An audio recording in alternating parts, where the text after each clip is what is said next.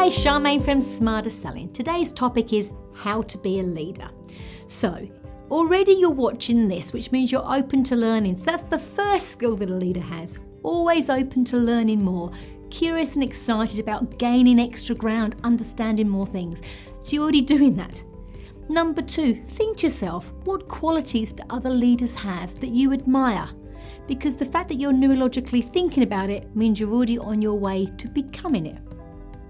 Number 3, to be a leader in front of your customer, what do they need of you? Are you the first in with ideas? Are you the thought leader? Are you helping steer in their business? Do you have empathy for what they're trying to do? Do you understand their challenges? Are you acting like a leader?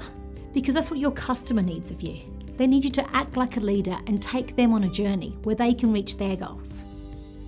And number 4, your team. If you have a team, what they need of you as a leader. There's a big difference between a manager and a leader. And a leader leads. In other words, when you're out of the room as a leader, the team are still driven in the same direction. So do your team know what's expected of them? Do they respect you? Are you able to guide them? And recognize that they all have individual qualities and you're going to assist them with their qualities. So to some, a leader has many qualities. They're very good at understanding how to learn, be open themselves, understand what their customers need of them, they understand what their team needs of them.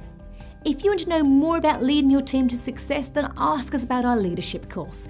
And if you'd like to know more tips on how to lead to success in the marketplace, success with your clients, then subscribe below. I'm Charmaine from Smarter Selling. Until next time.